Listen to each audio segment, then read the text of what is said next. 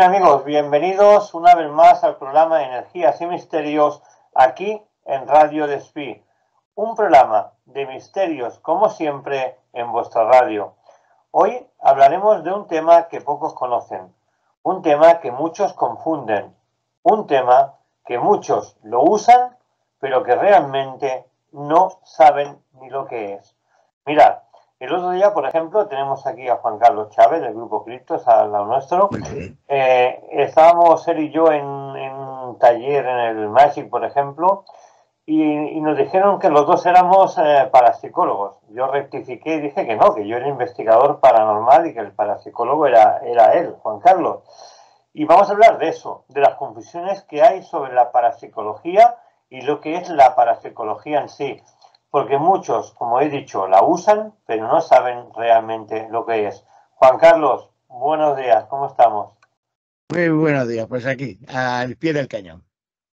Háblanos de la parapsicología, porque hay falsos mitos sobre ella, hay muchas creencias que la gente habla como si fueran parapsicólogos y no lo son, mucha gente que no sabe ni siquiera lo que es la parapsicología y lo mezcla con otras palabras. Explícanos un poquito por encima o en profundidad lo que es realmente la parapsicología y de qué se trata. A ver, en profundidad podríamos estar horas, ¿vale? A ver, la parapsicología aquí en España está mal entendida debido a su, digamos, a su inicio, desde sus inicios, en el siglo XIX, a finales del XIX, porque se asoció a distintas categorías como la mediumnidad o el espiritismo, ¿no? Claro, en aquel entonces, pues no estaba tan definido lo que era la palabra parapsicología como tal. O sea, la parapsicología como tal es en realidad una rama de la ciencia, exactamente de la psicología, de la rama de psicología, que intenta explicar los fenómenos anómalos que la psicología no puede explicar. Quiero decir, a todo aquello que a la psicología se le escapa. Y tal, ya está. Al principio se llamaba metapsíquica, los mismos psicólogos, porque hay que recordar que Charles Richet y demás, Max de Suard, bueno, profesores del siglo XIX, todos ellos como psicólogos, y algún psiquiatra había también, de vanguardia, consideraban que había que crear un elemento, un espacio, digamos, allá por el 1850, una rama que intentara explicar toda la fenomenología claro, que a un psicólogo se le escapaba dentro de lo que es la psique humana. Entonces resulta que, bueno, pues hacen congresos y tal, y entonces, pues, en finales del XIX llegan a la conclusión de llamarla metapsíquica. La metapsíquica básicamente era eso, el estudio e investigación de todos los fenómenos anómalos en relación a la psicología.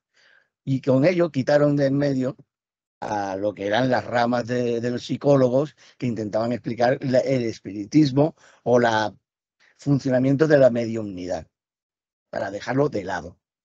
Ahí en ese momento es cuando nacen dos ramas. La rama kardeciana, que es la rama de investigación parapsicológica, en la cual quien lleva la voz cantante, digamos, en la investigación es el medium o psíquico, pero luego está la rama que habitualmente es la que denominaríamos parapsicología, que es la rama que solo y exclusivamente viene de la rama es una rama de la psicología convencional. Y entonces, ese es el problema que se ha producido, que a principios del siglo XX se intentó introducir lo que eran las obras de Richet aquí en España. Pero resulta que, claro, venían asociadas a todo lo que era kardeciano, y en España, en el finales del XIX, al principio del siglo XX, pues hubo como una especie de nueva inquisición en España, como obispos y cardenales guerreros en los que se producían incluso hasta quema de libros en las plazas públicas. Increíble, pero bueno, aquí a principios del siglo XX se producía. Y entonces resulta que entonces se produjo, empezó a producirse una mezcla de personas que prácticamente clandestinamente pues traían los trabajos sobre todo de Kardec, de Richet, y se mezclaba. Charles Richet, a ver, es el padre de la metapsíquica. Por eso hay que explicar que se traían libros que, claro, mezclaban la línea kardeciana, o sea, Alan Kardec, que es espiritista, y traían de contrabando las obras de Richet, metapsíquica. Ahí empezó entonces a producirse aquí en España una mezcla extraña de fundamentos, que es lo que ha dado hoy en día básicamente al error este de la gente que no sabe exactamente qué es un parapsicólogo. Un parapsicólogo en realidad no existiría como tal, porque básicamente lo que es, como es una rama de la psicología, la persona en cuestión sería un psicólogo con especialización en parapsicología, ¿vale? Entonces, quien haya estudiado psicología, quien se haya sacado la carrera de psicología, a ver, sea psicólogo profesional o simplemente lo haya hecho como carrera, que luego se dedica a otra cosa. Yo, por ejemplo, en mi caso, yo me dedico a otro campo, pero mi especialización es parapsicología como tal. Y la parapsicología como tal, pues estudia solo unos campos muy concretos, que son el descubrimiento del funcionamiento de la clarividencia, telepatía y precognición. Esos serían los fenómenos psi-gamma, por ejemplo. ¿Por qué se llaman psi-gamma? Porque vieron que se producen en 4 ondas cerebrales que tenemos. Se descubrió que este tipo de fenomenología parecía venir asociada o se activaban lo que era la onda gamma, el estado de la mente. Y entonces, ¿qué ocurre? Que como tal, pues la parapsicología estudia para la psicología los fenómenos psi gamma, telepatía, clarividencia y precognición, pero también los fenómenos asociados a la telequinesis, que son los fenómenos psi kappa. Y dentro de lo que son las telequinesis, ahí es donde ya pica un poco, porque resulta que en el campo de la telequinesis, pues se ha descubierto científicamente, o sea, por medio estadístico y por medio de experimentación, que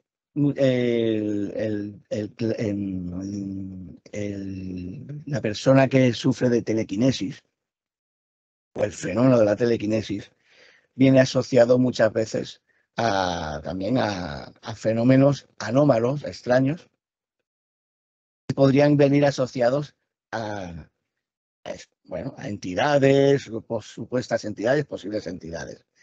Por tanto, que se ha descubierto que una entidad no mueve un objeto. Se sabe, por ejemplo, bueno, hay varios casos, hay en Alemania, por ejemplo, hay un caso del profesor Bender que estudió, que era un fenómeno bastante extraño porque era que una oficina de abogados, o sea, un bufete de abogados serio, pues estaban sucediendo fenómenos de poltergeist. O sea, hay varias imágenes en la investigación que son bastante interesantes, y vídeos. No son vídeos, son grabaciones en Super 8. Hay que recordar lo que es en 60-70. Bueno, se producían fenómenos de movimiento de lámparas. Un día, delante de los equipos de investigación posteriormente, en una habitación en concreto, pero se produce un ruido muy fuerte, va todo el equipo y se encuentran, que hay una foto, por cierto, se encuentran todas las sillas del buffet que estaban allí guardadas, apiladas en forma de pirámide. O sea, ¿qué decían? Bueno, y está documentado. Bueno, ¿a dónde vamos? A que, claro, el equipo de Bender, el profesor Bender, cogió y dijo, a ver, ¿cuándo se produce este tipo de fenomenología? Porque era para diferenciar entre si era un caso telequinésico o era un caso de un fenómeno anómalo tipo asociado a una posible entidad. Bueno, estudiaron el edificio, miraron, o sea, el edificio era prácticamente de construcción posterior a la guerra, se observó qué había antes de ese edificio. No había nada, ese edificio estaba construido en un edificio de oficinas bastante moderno, en una zona donde antiguamente había habido un parque público normal y corriente. Bueno, quitado el problema de la posible impregnación del lugar, descubren que hay una secretaria bastante joven que desde que ha entrado a trabajar, cuando viene, empiezan a producirse los fenómenos. Cuando no está presente, desaparece cualquier tipo de fenómenos y cuando el bufete está cerrado no ocurre nada, solo cuando está ella. Bueno, pues entonces la investigan el caso, hacen pruebas a ella y descubren que sufría de un caso de telequinesis descontrolada. ¿Descontrolada? ¿Por qué le llaman descontrolada? Cuando la telequinesis teóricamente no puede ser controlada. Bueno, pues descontrolada porque no se, o sea, se produce, no se puede controlar en ningún momento. O sea, se produce en ráfagas.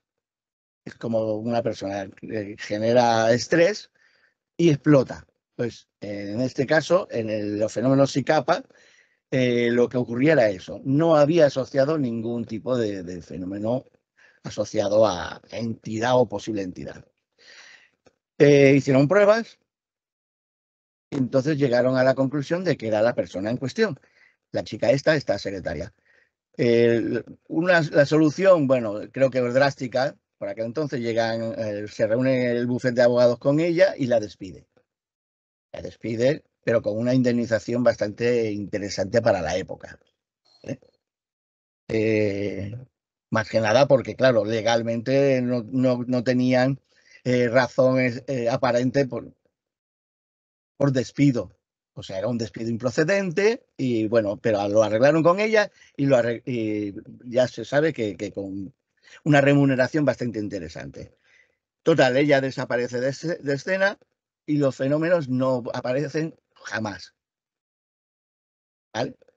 El profesor Bender sigue estudiando a la chica esta en cuestión y descubre que es que la fenomenología también se produce en su casa de sus padres. ¿Vale? Lo interesante del caso es que cuando 2 años después, pues ella conoce a un chico que cuando 2 años después se casa, hasta el día de hoy, desaparecieron también en su vida los fenómenos cinéticos o psicocinéticos. Bueno, es interesante por ese aspecto. Con lo cual, la parapsicología lo que hace es eso, estudiar fenómenos muy concretos que van asociados a la mente. También se estudia desde hace X años, claro, empezaron a estudiar lo que eran las ECMs, las experiencias cercanas a la muerte, porque venían asociadas a una fenomenología psicológica que la psicología no puede explicar tampoco. Y la psiquiatría menos todavía. ¿Vale? Los neurólogos lo han intentado explicar, pero solo llegan a la parte física, a la parte neurológica. El fenómeno consciencia no lo pueden tratar. Con lo cual se crea a principios de los 90, o sea, como tal, una tercera rama que es la SIZ, que trataría la fenomenología de fantasmología o posibles entidades asociadas a las ECMs y entidades. De esta manera, pues ya cubre un campo bastante complejo. Pero a diferencia ya digo, de otros tipos de investigación, porque yo puedo ser investigador paranormal o de fenómenos anómalos, pero no ser parapsicólogo. O sea, es el problema. Que hay que diferenciar entre lo que es, por ejemplo, el fenómeno paranormal o lo paranormal o el mundo del misterio a la parapsicología científica. O sea, es lo único que ocurre. Y básicamente, pues, Bueno, me he extendido mucho, vale. Pero básicamente, pues esto es la psicología como tal. Aquí en España, ya digo, es mal entendida por las personas que introdujeron y reintrodujeron después de la Guerra Civil el tipo o sea, de estudio. Claro, tenemos en los años 20 la familia Colavida, que sí que lo hicieron bastante, intentaron bastante, pero o sea, digamos que ante ese diga y de mezclas, pues digamos, el mundo, Francia, Inglaterra, Estados Unidos, los académicos que se dedicaban a la investigación pura y dura, pues dejaron bastante de lado a España. ¿Y qué ocurre?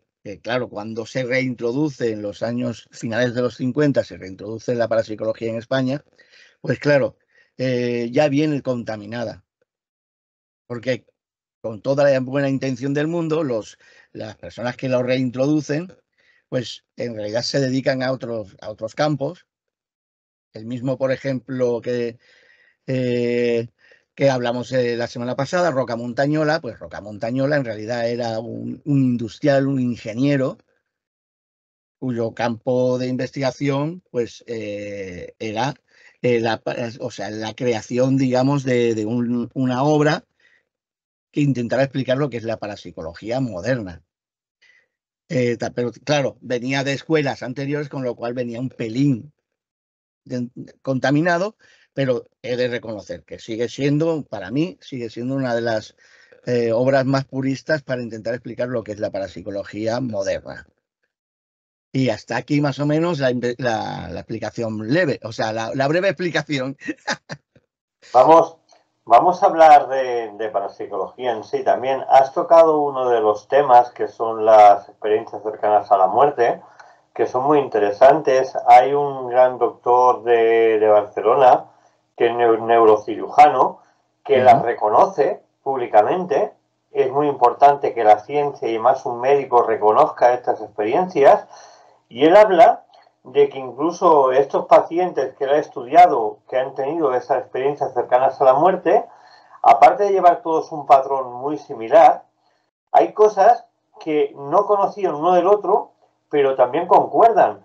Incluso habla dentro de las experiencias cercanas a la muerte a los viajes a otros sitios, a otros lugares in situ, que han nombrado, pues, oye, he estado en África y en la tal calle ha pasado un elefante y un coche verde, ¿no? Y después lo han comprobado y realmente eso ha sido cierto, ¿no? Realmente lo que es el transportarse a otros lados, salir de tu cuerpo, lo que los viajes astrales, ¿están relacionados con las experiencias cercanas a la muerte también? ¿Se podrían relacionar? ¿Puede ser que cuando estés a punto de morir salgas realmente de tu cuerpo y puedas viajar a otros lados como asegura este doctor? Posiblemente estamos hablando de que esa experiencia cercana a la muerte podría ser bueno, por las explicaciones que se dan en relación a lo que se investiga como las eh, proyecciones astrales o viajes astrales, que este fenómeno se produjera también, pero de forma espontánea, como manera, digamos, de protegerse del daño exterior. Date cuenta de que, por ejemplo, tanto en viajes astrales como en experiencias cercanas a la muerte, lo que se suele explicar es que ves muy bien, pero no, o sea, el tacto no lo tiene, o el dolor, la sensación de dolor desaparece, ¿vale? Entonces, sería como posiblemente como un último recurso que podría tener el organismo para no sentir ese dolor y entonces producir ese tipo de experiencia, ¿no? De proyección. Eh, en psicología, por ejemplo, y en parapsicología, por ejemplo, o sea, en la rama, no se tiene todavía claro exactamente cuál es el origen. O sea, primeramente, que ya no se tiene en psicología, por ejemplo, estudias a los grandes, a Jung y tal, sobre todo somos junguianos, y a Freud, por ejemplo. Y claro, no se ponen ni siquiera de acuerdo sobre primero la existencia de la conciencia. Y segundo, la pelea principal es, bueno, si damos por hecho que existe la consciencia, ¿dónde está ubicada? ¿Forma parte del cuerpo físico, o sea, de nuestro cerebro? ¿Está asociado o es una parte externa que utiliza al cuerpo como, o sea, al cuerpo físico como una máquina, como conducimos un coche? ¿Vale? Con lo cual, este tipo de experiencias de proyección o de cercanas a la muerte, pues no tienen una explicación clara ni siquiera por la medicina. O sea, porque no, o sea, porque ya de entrada no puedes definir el concepto de conciencia. Pero sí que, por ejemplo, lo estudiamos porque precisamente lo que se está buscando es exactamente su funcionamiento y su veracidad. ¿Vale? Porque si bien no ha sido, digamos, comprobada, es difícil de comprobar en un laboratorio, como sería el método científico, claro, nosotros nos guiamos por el método estadístico. Y el método estadístico, pues dice o sea, da unas cifras que confirmarían, digamos, la existencia de este fenómeno, ¿no? De la experiencia cercana a la muerte. Pero claro, si haces un estudio también para lo que es el fenómeno de la proyección astral, pues te saldrán unas cifras que serán muy parecidas a las de la experiencia cercana a la muerte. Con lo cual, una de las opciones o razones por las cuales se producen estas experiencias cercanas a la muerte podría ser perfectamente que ante la existencia de este elemento astral, o sea, ese mismo cuerpo astral y nuestra conciencia se aparte para evitar ese tipo de daño en el cuerpo, o sea, el dolor y tal. Hasta ahí más o menos lo que viene siendo la investigación como tal.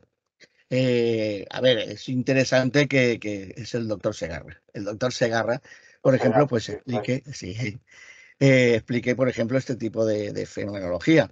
A ver, es Vox Populi, que los médicos, por ejemplo, sobre todo los que están en urgencias, conocen perfectamente y recogen este tipo de fenomenología.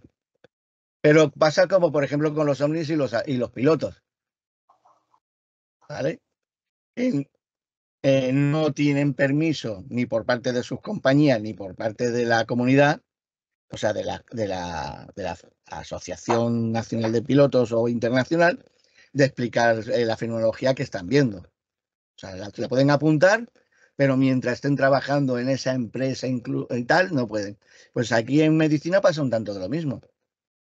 Los médicos conocen perfectamente y van anotando sus experiencias cercanas a la muerte, o sea, las experiencias que van viviendo los distintos pacientes. Pero ni el hospital ni la comunidad médica les permite como tal el explicar este tipo o explicar o contar la cantidad de casos que se producen. Claro, es el doctor Segarra. Una vez, claro, como muchos pilotos, una vez se jubilan, que dejan de tener cualquier vinculación con, con su campo profesional, pues entonces pasan a explicarlo públicamente. Y el doctor Segarra en sus libros, por ejemplo, y él personalmente lo explica, que todo lo que hace es en relación a su tiempo activo. Entonces es interesante, de todas maneras es interesante que distintos médicos o especialistas pues vayan contando o vayan reuniendo este tipo de información, porque para el psicólogo en sí o al psicólogo o la universidad que pueda estar estudiando este tipo de fenomenología, que la estudian, les sirva de datos comparables. Saber exactamente, por ejemplo, bueno, pues sí, una ECM, si tienen cosas en común, si realmente, por ejemplo, se producen ECMs, pero resulta lo que está viendo cada paciente es diferente. No me refiero al sitio donde están, sino el tipo de experiencia. Si unos han visto el túnel, si otros no han visto un túnel, si alguien ha visto, por ejemplo, a alguien que se les acerca y le dice, no, tira para adentro que no es tu momento. Eso también se produce. Y todos estos datos son importantes para la investigación, para saber en el futuro, pues, qué tipo de fenomenología estamos hablando. Porque, por ejemplo, si empiezan a reunirse datos de personas, por ejemplo, que son muy creyentes o de sectas y empiezan a decir que es que les ha venido el arcángel San Gabriel, ¿vale? Por poner un ejemplo, claro, en la investigación dirías, Tate, estamos hablando de que una experiencia cercana a la muerte podría estar asociada a elementos mentales, con lo cual la mente no está muerta. El cerebro, o sea, el cerebro físicamente, por alguna razón se escapa, pero no está muerto, porque está metiendo su sectarismo, digamos, su ideología religiosa, ¿vale? Sus creencias en este tipo de experiencias. Hasta ahora, por ejemplo, por lo que yo he podido leer y estudiar, en los casos que he podido estudiar, no se da el hecho. Hasta ahora. Pero claro, es una cosa que no puedes dejar de tener en cuenta a la hora de hacer el estudio. Con lo cual, pues sí, yo creo que en cierta manera, tanto experiencias cercanas a la muerte como proyección astral o viaje astral vendrían asociados. O sea, además, si te fijas, que siempre explican viaje astral cuando aprenden, la persona sale del cuerpo, no sé qué, hay un cordón de plata, ¿vale? Y el dichoso cordón de plata, que si al principio, por ejemplo, por miedo y tal, el cordón se tensa y entonces no pueden ir muy lejos, o sea que cuando ya se olvidan, entonces pueden viajar a donde les da la gana, fuera del planeta y todo. Con lo cual viene muy asociado también a la ECM.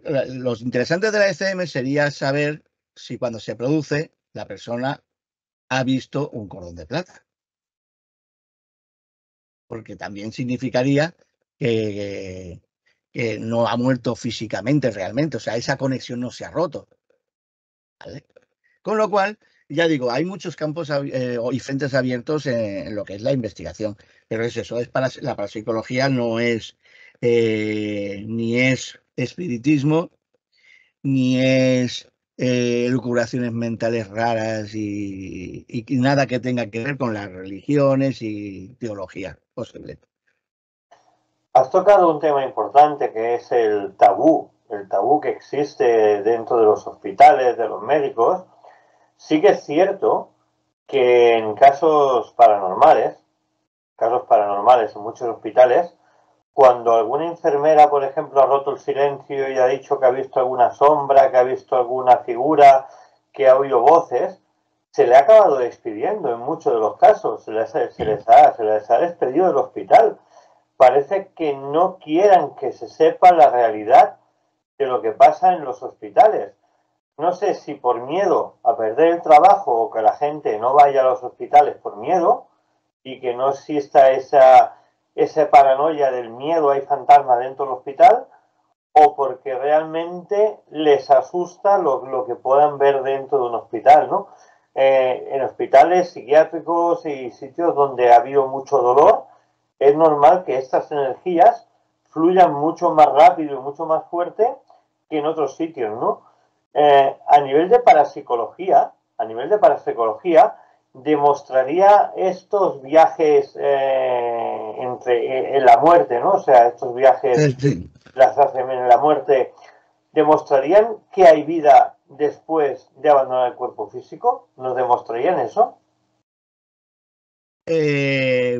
Aún así, no lo demostraría, porque las ECMs en realidad son una experiencia que hay que coger ahora, por ahora todavía con pinzas, mucho que expliquen, y por mucho que expliquen luego que si la vida allí, no sé cómo pueden explicar una cosa si yo no he estado, yo no puedo hablar de Japón y decir que en las esquinas comen fideos toda la gente en Japón cuando no he estado en Japón.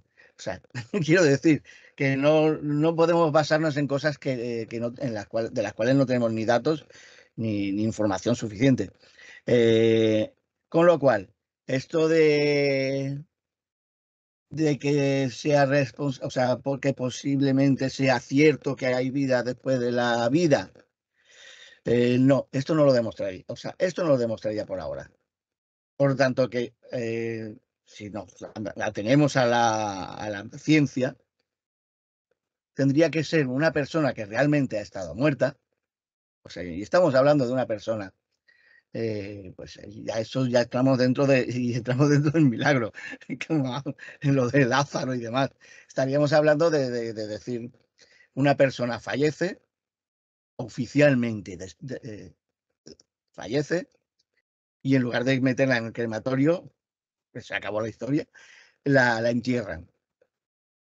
Y no estoy hablando ya tampoco ni siquiera de los 3 días. Estoy hablando, por ejemplo, de algo que se produzca a más tiempo, por lo que sea. Que lo tenga en una cámara, que un accidente, algo que haga que una persona que clínicamente esté muerta, a razón de esos 40 o 50 días, vuelva. Y de buena primera se despierte y que explique una experiencia.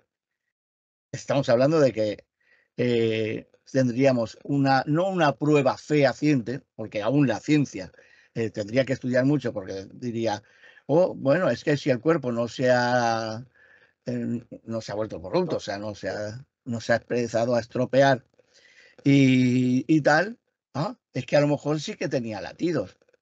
Es que a lo mejor, o sea, hay muchos, a lo mejor, o muchas vertientes. Con lo cual, eso de las ECM, la SM, a ver, es un campo de estudio.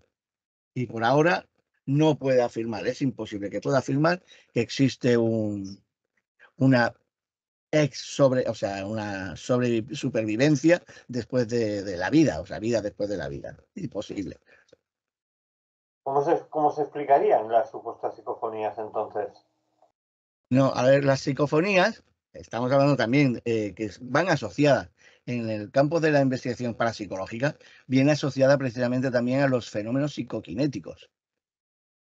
Que en parapsicología pura y dura hay una rama, o sea, en los fenómenos psicapa, dentro de lo que es la psicocinesis, hay otra rama que es precisamente el estudio de las psicofonías. ¿Y por qué se produce esto? Eso sí que se ha podido comprobar, que es que o una persona que puede provocarlo, por medios psicoquinéticos, afecte al micrófono. Recordemos que, claro, la gente no suele meterse en profundidad, pero un micrófono hay que aprender a saber cómo funciona un micrófono en realidad, a qué es sensible, porque todo el mundo sabe que si le acercas un altavoz, se acopla. ¿Pero qué es eso? Se acopla. ¿Qué es eso de que se acopla? Que se acopla. Si ni siquiera te están tocando, pero se produce ese ruido.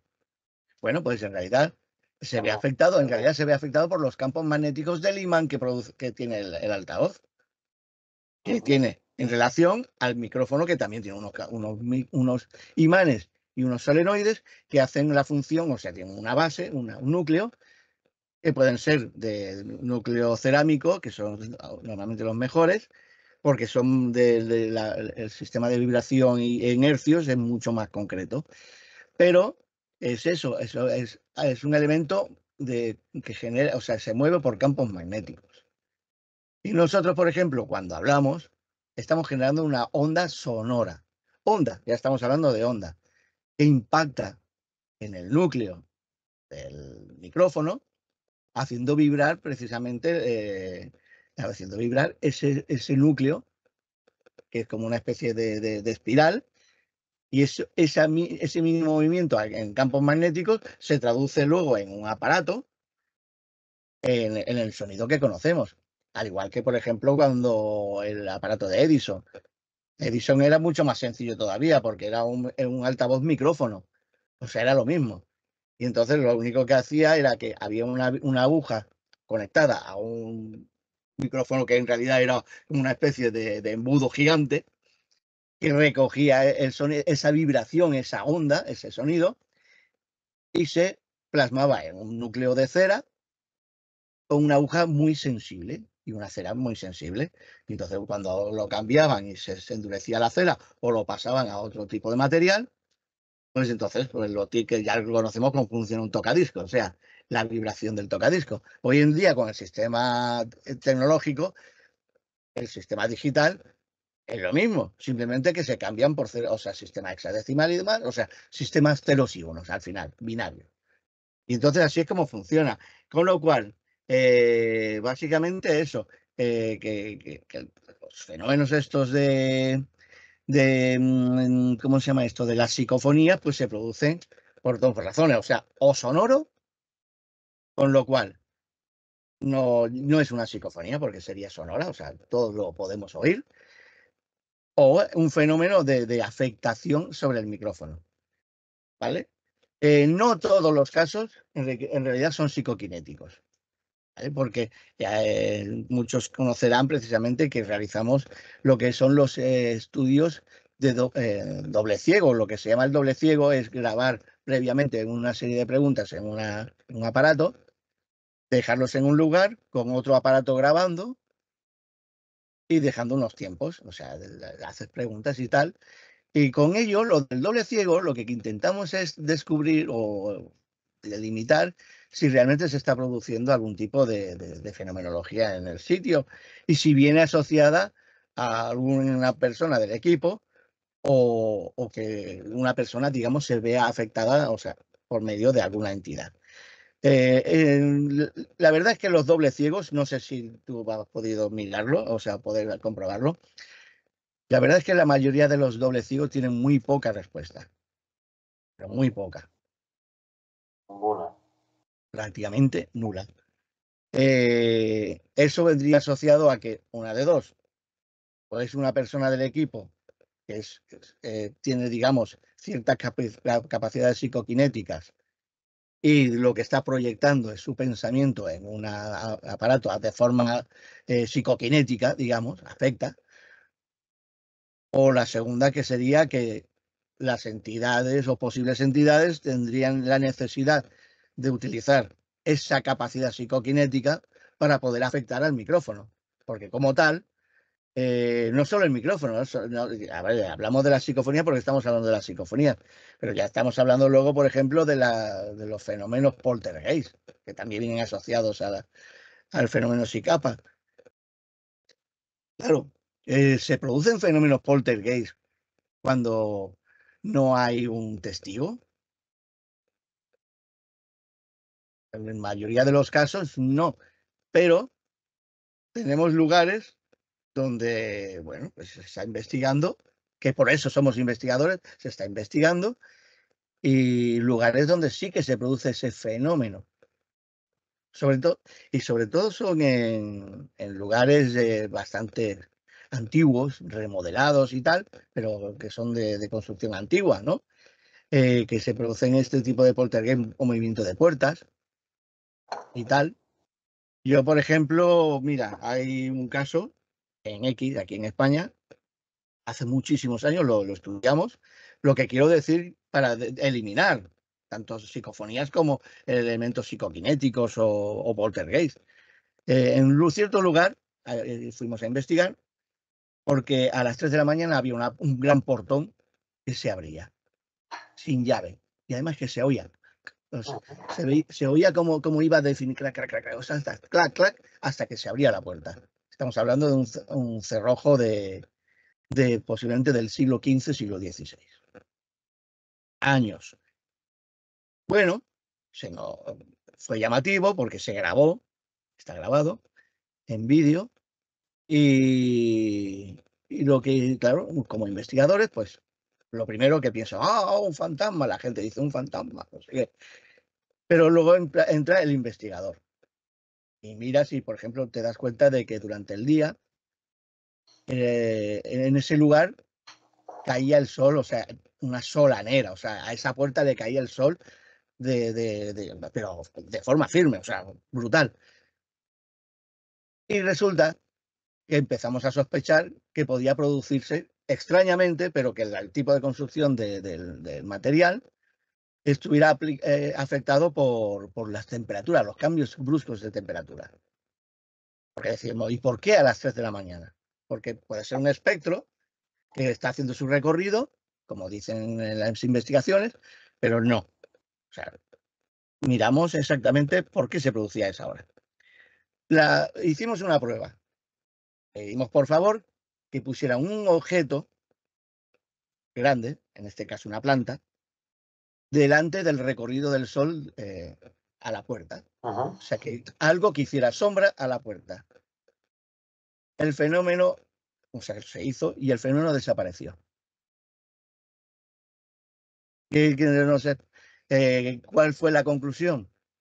Efectivamente, el acerrojamiento, digamos, de esa puerta y la puerta de madera, recordemos, con centenares de años, lo que hacía era acumular tanto calor que cuando el acerrojamiento estaba cerrado, o sea, por los cambios de temperatura, cedía y se abría. Y la puerta se abría porque de los años o lo que fuera, la puerta tenía una caída, digamos, o sea, no era vertical del todo, con lo cual de forma natural tú abrías, dejabas la puerta cerrada, pero sin el cierre y se volvía a abrir, con lo cual eso explica precisamente el método de investigación. O sea, el parapsicólogo, como al principio, el parapsicólogo, la investigación se rige por unos protocolos que lo que menos busca precisamente es el mundo del espectáculo y la parafernalia esta que rodea, ¿no?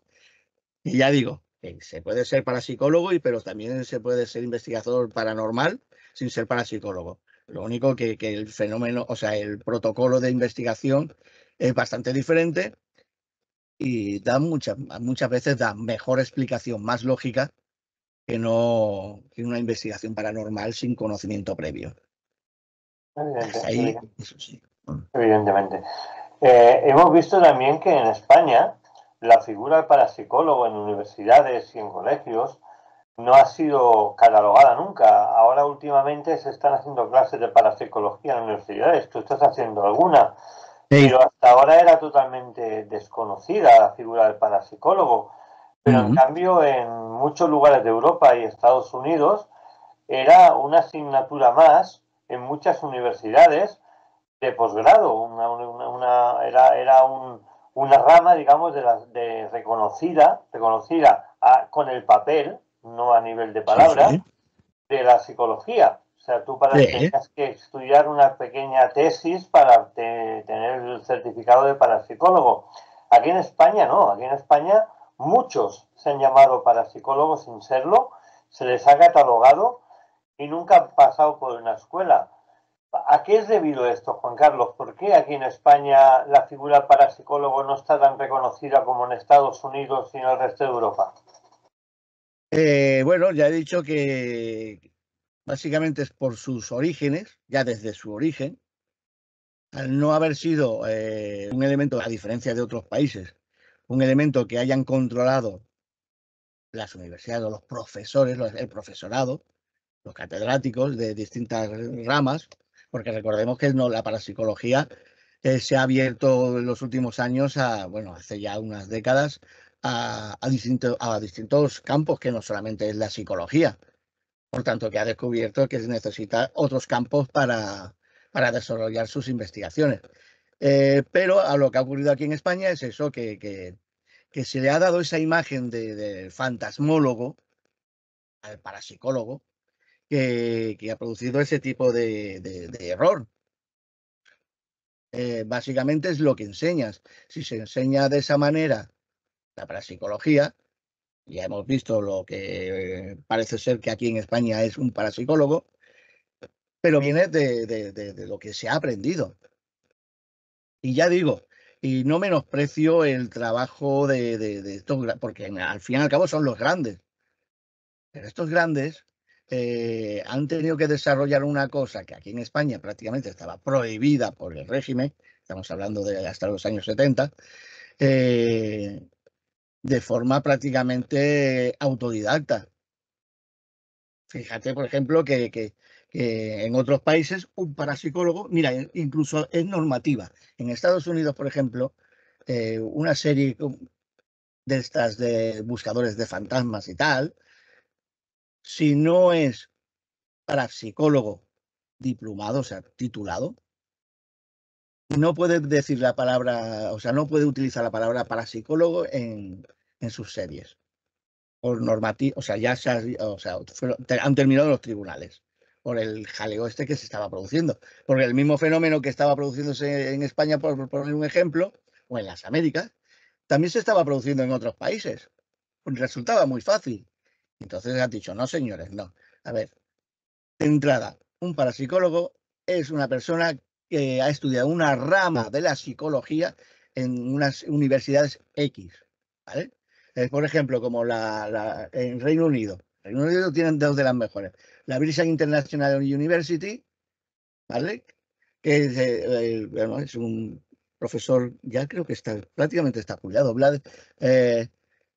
Vladimir Viktorovich Tonkov. Bueno, yo sé que a este señor muchas veces lo ponen en los libros como el profesor Tonkov y ya está, porque es que poner los otros nombres de la marinera. Pero, por ejemplo, los más conocidos en la Universidad de Edimburgo es la doctora Caroline Batch y el doctor Peter Lamont, que son dos profesores que hacen unas cátedras, digamos, unas ramas de la psicología, de parapsicología quiero decir, que son geniales. O sea, yo he tenido la suerte, o sea, hacen cada año, hacen también universidad abierta, que es lo que se llama, para poder estudiar lo que ellos estudian en un año. Ellos hacen como una especie de tesis final, o sea, hacen un curso de verano, que se dice, y tú puedes hacer un curso de introducción a la parapsicología, muy breve. Básicamente es como la introducción a la parapsicología que yo intento dar aquí en España. Pero ¿qué es eso? Que es un compendio muy breve, pero muy completo, que da lugar a poder luego, por ejemplo, pues trabajar con un parapsicólogo profesional o en el campo de la fenomenología paranormal sin ser, o sea, claro, a ver, una persona que hace un curso de verano, ni mucho menos, por ejemplo, dice, no, yo soy psicólogo y parapsicólogo. No, sí, has estudiado parapsicología en un centro muy, muy coherente, muy espectacular, perfecto. Pero, bueno, te sirve para ser investigador de fenómenos anómalos, pero no parapsicólogo. O sea, como un día hablábamos, a ver, yo he estudiado psicología y en su momento, pues, es gracioso porque primero estudié parapsicología aquí en España, pero me encontré con un problema. Cayó en mis manos cierto libro y dije, internacional, y dije, ¿qué me está ocurriendo? O sea, yo he pagado aquí por unos cursos, que tengo aquí todavía los cursos por aquí puestos, de parapsicología, que prácticamente nada tienen que ver con lo que con lo que estoy leyendo yo a nivel internacional. Y al final resulta que primero estudié psicología para poderme introducir en lo que es posible posteriormente en una rama de parapsicología. Pero te tienes que ir fuera. Entonces, los profesores aquí en España están, ya te digo, por esas razones y más, pues están muy en contra de estudiar, porque no quieren que se atache no sé, de que se les diga, por ejemplo, pues, oh, mira, esta universidad, el departamento de psicología de esta universidad han puesto una rama de parapsicología. ¡Ay, mira, fantasmas, no sé qué, no sé cuánto! Y que eso repercuta en el buen nombre, digamos, de la entidad, de la universidad en concreto. Con lo cual, nadie se moja. Sí que hay profesores que lo han intentado. Cierto profesor bueno, no me acuerdo ahora el nombre, pero en la Universidad de Granada. Tengo bueno, aquí tenemos a un buen representante de lo que es una investigación científica en condiciones, que es el profesor Alex Escola, catedrático de la Universidad Pontificia de Madrid, y que no es un catedrático más, no, o sea, él es profesor de psicología. O sea, él tiene la carrera de psicología. Él tiene la carrera de física cuántica, o sea, de física avanzada, que se llama. Y es profesor de matemática estadística. O sea, que no es cualquiera, o sea, no es un cualquiera. Y tiene, además, el interesante don, pues no, el placer, o sea, tenemos el inmenso placer de que sea la primera persona que el Congreso Internacional de Parapsicología lo haya invitado a dar conferencias que sea de España. Porque eso o sea, ya era llamativo de que la Asociación Internacional de Parapsicología, y que realiza el Congreso, tenga más de 70, bueno, tiene casi 100 años, y que casi en 100 años no haya invitado a un profesor de España, con eso lo digo todo. O sea, básicamente, yo sigo, o sea, yo soy socio de la Asociación Americana y de la Británica, SPR, de parapsicología, y claro, recibo todos estos boletines. Bueno, pues me llamaba mucho la atención, dije, es que eso es aberrante, de que profesores de Argentina, de Italia, incluso de México, fueran invitados a este congreso año tras año, año tras año. Y yo decía, digo, ¿y España nunca? Bueno, pues hemos tenido la enorme suerte de que un profesor sea por primera vez representante de la Asociación Internacional, representante de España en la asociación, en el Congreso Internacional. Con eso lo digo todo, o sea, básicamente es el miedo al estatus. Yo creo que deberían mirar estas universidades aquí en España, deberían mirar más al extranjero, Francia, por ejemplo. Mira, incluso en Lyon, en Francia, hay una universidad católica que tiene una cátedra en concreto de curso de ciencia, sociedad y fenómenos fuera de la normalidad o anómalo. Es que lo estoy traduciendo directamente del francés y a veces cuesta. Quiero decir, incluso también sé que la Universidad de París está realizando también método estadístico, está realizando cursos de investigación de fenómenos psicoquinéticos. O sea que quiero decir que yo creo que nuestros catedráticos y nuestras universidades deberían mirar un poquito hacia afuera para intentar poner orden en este país. Desgraciadamente es así. Pero es lo que suele pasar, Juan Carlos. Mira, está pasando en redes sociales, todo el mundo se pone a investigar sin saber lo que tiene que hacer y sin tener en cuenta que para investigar los mundos paranormales, ya digo como investigador, yo no digo como parapsicólogo, como investigador, No, investigador. tienes que tener ya conocimientos de física cuántica, tienes que tener conocimiento de física, tienes que tener conocimiento de matemáticas, tienes que tener conocimientos de fenómenos anómalos como atmosféricos y otro tipo de Claro. fenómenos, porque si no, cualquier tipo de fenómeno, me lo invento, fenómeno atmosférico, te puede crear un falso positivo y pensarte que estás viendo un fantasma. Realmente a lo mejor estás viendo un fenómeno atmosférico o un fenómeno de presión de aire o presión de lo que sea, ¿no? Hay que tener mucho cuidado, y no se puede ir a investigar sin haber estudiado un solo libro, con un móvil y sin ningún aparato y sin ningún conocimiento previo a lo que es no solamente la investigación paranormal, sino también a lo que es la física cuántica, las matemáticas, a la ciencia, a los fenómenos atmosféricos y también evidentemente algo muy poquito, aunque sea de parapsicología. Pero es que hoy en día esto no se ve. Hoy en día cualquiera con un móvil se pone a investigar y te hace un programa de YouTube, o te hace un programa de redes sociales diciendo que ve fantasmas y que ve voces y que le han contestado y le hablan y salen en televisiones y salen en todos lados impunemente sin que ningún gobierno ponga el hilo en la aguja y diga, no, están ustedes infringiendo la norma principal de hacer un trabajo sin tener conocimiento previo. Es como lo que se pone a operar sin ser médico. Es que es absolutamente lo mismo. Entonces, ¿qué está pasando aquí en España, Juan Carlos? ¿Por qué? ¿Por qué esto cuando en otros países en Estados Unidos está completamente prohibido? ¿Por qué? A ver, básicamente porque ciertas organizaciones o no sé si más gubernamentales, menos gubernamentales, parece que es que quieran volver a la situación de los 90, ¿vale? en la cual pues no había móviles, pero estaban ciertas personas de las redes sociales creando una imagen de lo que era esto. Y si no era lo que era esto, era lo que iba asociado a esto. ¿Vale? Entonces,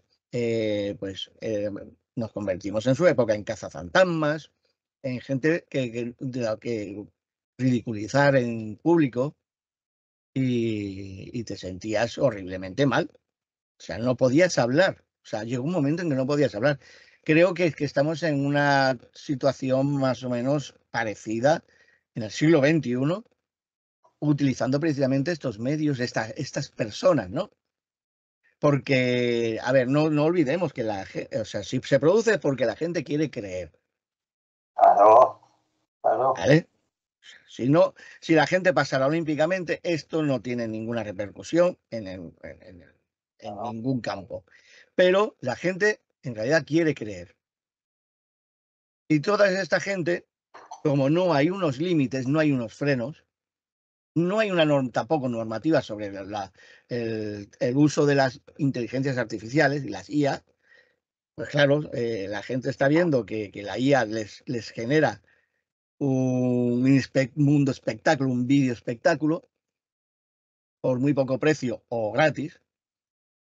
Y ellos, por ejemplo, pues se sienten importantes porque, bueno, cuelgan eso en las redes y, uy, mira lo que he hecho, toma, toma. Y no hacen más que colgar cosas, si no son suyas, son de otros, y entonces siempre es el mismo círculo, ¿no? Y lo que hacen en realidad, pues es eso, es volver a que en poco tiempo, y volvamos a esa situación en la cual, pues meramente estudiar esto, pues sea pues ridículo.